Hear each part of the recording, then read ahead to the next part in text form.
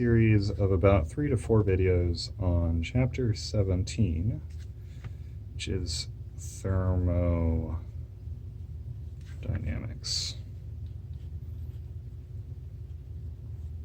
and more particularly thermochemistry. And this is going to be probably about a 15 to 20 minute video, hopefully, where we discuss the basics and the outlines of this chapter and what we're trying to accomplish. So there's going to be really two questions that we ask here. And the first question is, one, why does equilibrium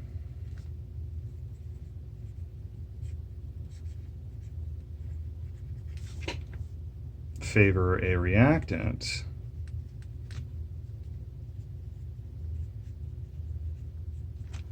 or product in an equilibrium reaction?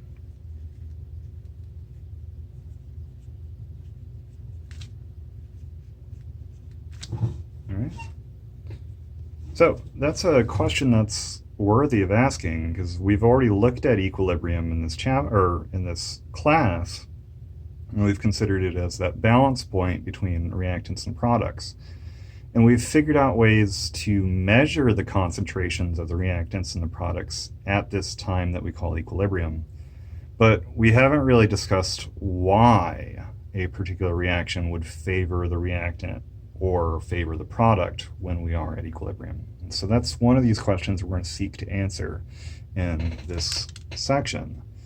And our second question is going to be, why do chemical reactions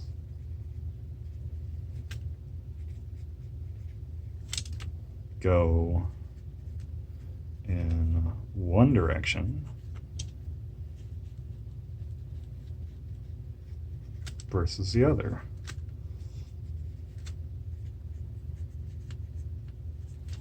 Why does the forward reaction, why is it favored over the reverse reaction in a product favoring equilibrium reaction?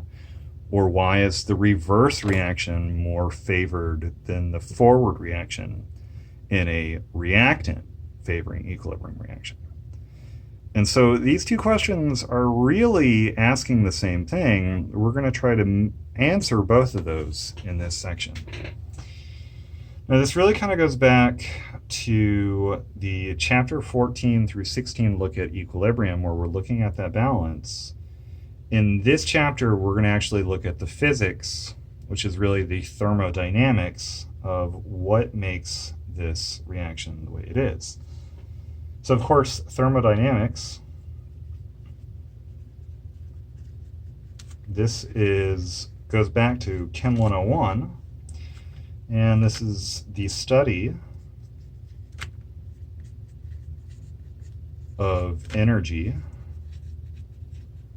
and its transformations.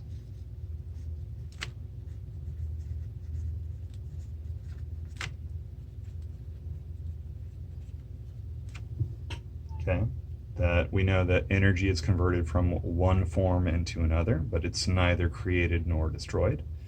And we looked at that at a very simple level in Chem 101. What we're going to really do is we're going to try to see at the rest of the story of thermodynamics in Chem 102. So in chapter 17, what we're going to do is we're going to apply the concepts of thermodynamics to systems at chemical equilibrium. And we're going to see how those thermodynamics are what dictate the position of equilibrium. So we ask ourselves, when chemical reactions reach equilibrium, why do some reactions favor products and other reactions favor reactants? And then why is the forward or the reverse reaction more favorable? And that kind of goes back to this new concept that we're going to talk about. And this is unique to chapter 17. This is going to be spontaneous versus non-spontaneous reactions. And we define spontaneous to mean that a spontaneous process is a process that occurs without any outside intervention.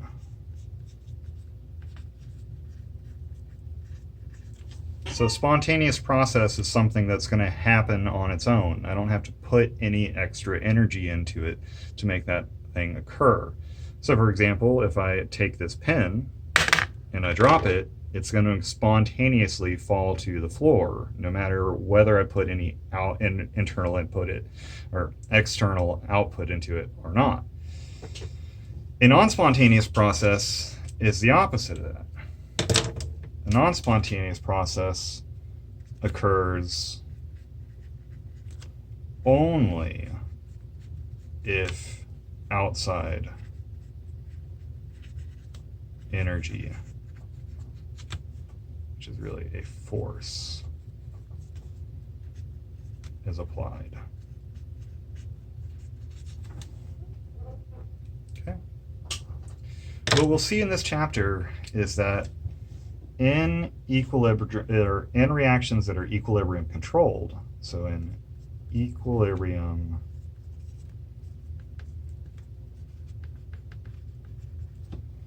controlled reactions, the more spontaneous process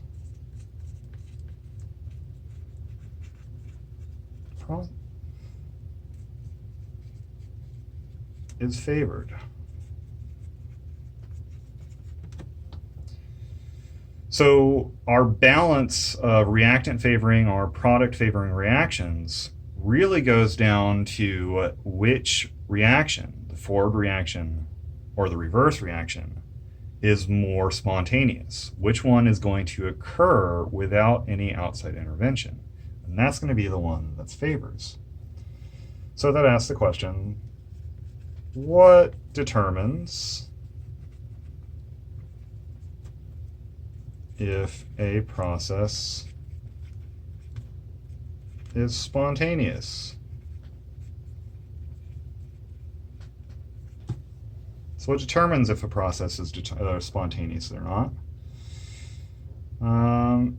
And we could ask ourselves a number of questions. We'll start the next video at that point.